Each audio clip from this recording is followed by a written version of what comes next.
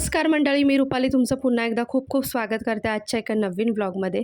आज आहे सोमवार आणि मॉर्निंगचा आमचा ब्रेकफास्ट झाला होता, तरीसुद्धा एक 10-10:15च्या दरम्यान भूक लागली होती।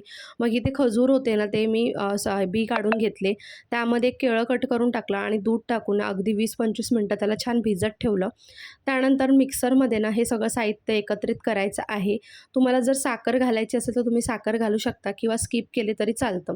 थोड्या वेळ भिजत ठेवल्यामुळे काय होतं ना, की एक छान असं ना मस्त एकत्र होऊन छान अशी ना स्मूदी तयार होते, रेडी होते।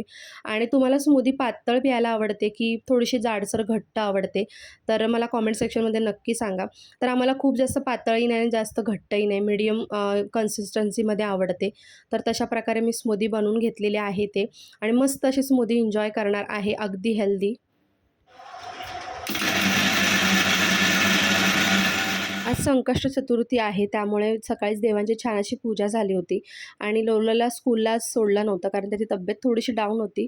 प्रज्ञेला ड्रॉप करून आलो होतो आणि येताना मग थोड्याशा गोष्टी काय गरजेच्या होत्या, जसे की बटाटे आणायचे होते मला आणि एक नारळ हवा होता। त्याचबरोबर पालेभाज्या बघत होती, तर पालेभाज्यासुद्धा घेऊन आली, केळीचं पान घेऊन आलेली आहे आणि या बऱ्याचशा गोष्टी ना येताना मी घेऊन आली। आणि खूप दिवसानंतर असल्या भरल्या मिरच्यासुद्धा आणलेल्या, म्हणजे ह्या मिरच्या ज्या आहेत ना भरून खूप छान लागतात, टेस्टी। ह्याची रेसिपी तुमच्यासोबत संध्याकाळी शेअर करणारच आहे। तर आधी हे सगळ्या गोष्टी आहेत ना आवरून घेते।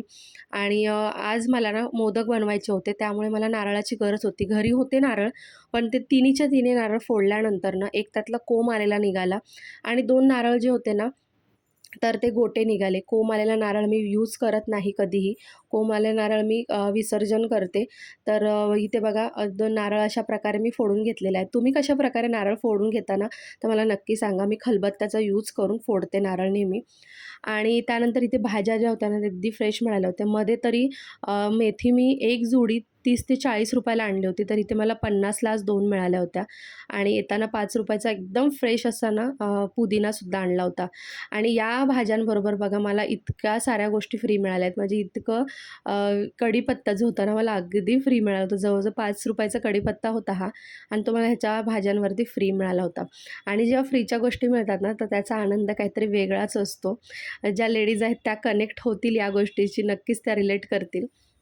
तसं दुपारी भाजी वगैरे क्लीन करून घेतली आणि इथे बघू शकता तुम्ही की मी खव जे होते ते खवून घेतलं होतं, म्हणजे खोबरं होतं ओलं, तरी खवलं होतं। त्यानंतर इथे मी गूळ घेतलेला आहे, मनुका घेतले आहेत आणि फ्रेश अशी ना मस्त वेलची घेतलेली आहे, कुटून टाकणार आहे, ज्याच्यामुळे एक छान अरोमा येईल।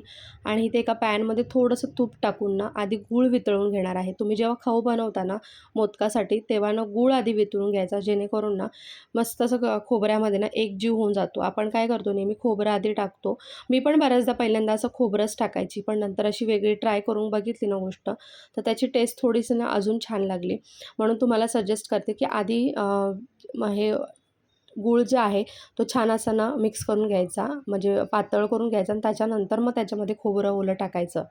आणि आज ना मी उकडीचे मोदक नव्हती बनवणार, तर आज मी ना जे आपले गव्हाच्या पिठाचे मोदक असतात ना, भाजणीचे मोदक, तर ते बनवणार होती, फ्राय केलेले मोदक। तर इकडे वेलची जी आहे तीसुद्धा कुटून टाकली होती आणि फ्राय मोदक बऱ्याच दिवसांनी बनवते। तर पिठामध्ये काय करते मी, गव्हाच्या पिठामध्ये थोडासा ना रवा टाकते, थोडंसं मीठ टाकते आणि मोहन टाकून ना छान असं पीठ घट्टसर मळून घेते आणि त्यानंतर मग त्याचे मी जे आहे ते मोदक बनवते। तर इथे खव तयार झालेला आहे, तोपर्यंत म्हटलं मोदक बनवायच्या आधी आपण भाजी टाकून घेऊया। तर इथे गवारीची भाजी आज बनवणार होती, अगदी सिंपल बनवते मी भाजी, कांदा लसूण टोमॅटो वगैरे, मिरची, हिरवी मिरची, आणि मी ह्या ग्रीन भाज्या ज्या असते ना मोस्टली मी ना ह्याच्यामध्ये मिरच्यांमध्येच बनवते। मी ह्याला याच्यासाठी ना लाल तिखट नाही वापरत जास्त, कारण मला असं वाटतं ना हिरव्या भाज्यांची चव आहे ना, तर हिरव्या मिरचीमध्येच छान लागते। जर त्याच्यामध्ये तिखट टाकलं की ती चव थोडीशी वेगळी होते, बेचव होते, असं माझं मत आहे। तुमचं मत काय मला नक्की सांगा कॉमेंट सेक्शनमध्ये। तर अशा प्रकारे माझी भाजी जी आहे तीसुद्धा झालेली आहे आणि आता मी बनवणार आहे मोदक, अगदी सिंपल असा। तर काय करायचं ना, पुऱ्या जशा आपण लाटतो ना तशा प्रकारे पुऱ्या लाटून घ्यायच्या। तर मी इथे मोठ्या मोठ्या चपात्या केल्या आणि एक ढाकणाच्या साहाय्याने त्याच्या पुऱ्या बनवून तयार ठेवल्या। तर इथे 11 मोदकच बनवणार होती मी, आणि इथे बघा खव टाकून घेतलेला आहे। आणि जसे उकडीचे मोदक आपण वळतो त्याच प्रकारे ना मोदक जे आहेत ते वळून घ्यायचे आहेत। आणि अगदी सहज आणि झटपट असे आपले ना मोदक तयार रेडी होतात. कधी-कधी काय होतं ना, आपल्याला संकष्टी असते किंवा अंगारकी असते, आपल्याला मोदक बनवण्याची इच्छा असते.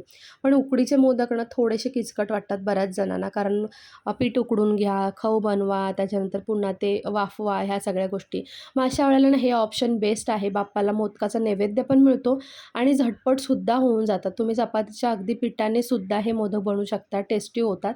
पण रवा जर तुम्ही टाकलात नाही तर खुसखुशीत होतात आणि छान असे टेस्टसुद्धा मस्त येते याची. नक्की करून बघा.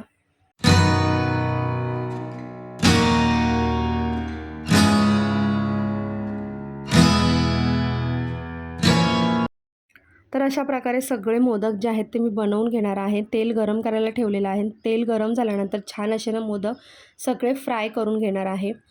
आणि इथे तुम्ही बघू शकता माझे 11 मोदक जे आहेत ते अगदी परफेक्टली रेडी झालेत. 2-3 पुऱ्या उरल्या होत्या तर त्या मी फ्राय करून घेतलेल्या आहेत.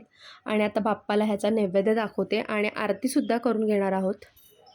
चला गणपती बाप्पा मोरया, मंगलमूर्ती मोरया, सुख करता दुःख हरता वार्ता विघ्नांची मुलगी पूर्वीचे कृपा दयाची सर्वांगी संभर उदरेंदुराची कंठी झळके माळ मुक्ता फळाची जय देव जय देव जय मंगलमूर्ती श्री मंगलमूर्ती दर्शन मात्रे मान कामना पूर्ती जय देव रत्नागरित गौरा दुर्ग गौरी कुमरा चंदना. आरती चालू होते आणि लुलोचं बघा काय चाललंय. लुलो अगदी नाचत आहे त्या आरतीच्या तालावरती. तर त्याला बरंच काही कळत नाही, पण तो सगळ्या ह्या गोष्टी एन्जॉय करत होता. तर इथे मिरच्या ज्या होत्या त्या माझ्या भरण्याच्या बाकी होत्या. तर इथं थोडंसं खोबरं घेतलेलं आहे ओलं, थोडं तीळ, थोडं दाण्याचा कूट घेतलेला आहे, हळद घेतली, मीठ आणि थोडी कोथिंबीर आणि यामध्ये थोडंसं ना बेसन पीठसुद्धा टाकायचं आहे आणि सगळ्या गोष्टींना एकत्रित करून घ्यायचं आहे मिक्स असं. आणि मग ह्या मिरच्यांना मध्ये कट मारायचा, एक पूर्ण मिरची कापायची नाही, मध्येच कट मारायचा आणि त्या कटमध्ये ना हे सारण जे आहे ना खोबऱ्याचं भरून घ्यायचं आणि एका पॅनमध्ये तेल गरम करून यामध्ये या मिरच्या टाकायच्या आणि छान अशा ना फ्राय करून घ्यायच्या. तुम्हाला जर कडक आवडत असेल तर कडक घेऊ शकता बनवून किंवा मग सॉफ्ट झाल्या की तुम्ही काढू शकता. तर आम्हाला कडक आवडतात त्यामुळे थोडंसं ना असं भाजेपर्यंत एक लालसर कलर येईपर्यंत आम्ही भाजतो आणि छान त्याच्या मिरच्या ना ह्या कुठल्याही जेवणासोबत ना मस्त अशा एन्जॉय करता येतात. जर तुमच्या आवडीची भाजी नसेल आणि या मिरच्या असतील ना तर तुम्ही ना 2 घास नक्कीच जास्त खाल. खूप छान लागतात, टेस्टी. नक्की करून बघा. मी तर खूप दिवसानंतर केलेले आहे आणि यामध्ये ना अजून एक वेगळी पद्धत आहे, तीसुद्धा नक्कीच तुमच्यासोबत शेअर करेन, ज्यामुळे ना ह्या मिरच्या अजून जास्त टेस्टी लागतात. तर आता ह्या मिरच्या भरून घेते, फ्राय करायला ठेवते आणि मग जेवण वगैरेसुद्धा आम्ही करून घेणार आहोत. Our hearts beat to the city streets.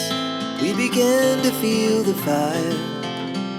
ज्या वेळेला ना आपल्या आवडीची भाजी नसते तर आपण कधी-कधी या गोष्टी सगळ्या ट्राय करतो. जसं की भरलेल्या मिरच्या किंवा मग बटाट्याची काप म्हणा किंवा एखादी चटणी, पापड, लोणचं या सगळ्या गोष्टी तोंडी लावून आपण घेतच असतो. कारण पौष्टिक खाणंसुद्धा गरजेचं आहे आणि आपल्या जिभेची चवसुद्धा गरजेची आहे. मला असं वाटतं. कारण माझ्या जिभेला ना खूप जास्त चव येत असते या सगळ्या गोष्टींची. त्यामुळे मी या गोष्टी करत असते. तर इथे शेंगदाण्याची चटणीसुद्धा बनवली होती कारण ह्यांना आवडते. त्यामुळे यांच्यासाठी चटणी बनवली होती आणि माझ्यासाठी भरलेल्या छान अशा मिरच्या. चला मग आजचा जो व्लॉग आहे तो मी इथे सेंड करते. आय होप तुम्हाला आजचा व्लॉग आवडला असेल. मोदक कसे झाले मला नक्कीच कॉमेंट सेक्शनमध्ये सांगा आणि भरल्या मिरच्यांची रेसिपी तुम्ही नक्की ट्राय करा. अगदी सोपी आहे, झटपट अशी आणि खाऊन झाल्यानंतर मला नक्की कॉमेंट सेक्शनमध्ये सांगा. आधी बनवा आणि मग मला कॉमेंट सेक्शनमध्ये कॉमेंट करून सांगा कशी वाटली. चला मग पुन्हा भेटू एक छानशा व्हिडिओसहित. तोपर्यंत स्वतःची काळजी घ्या.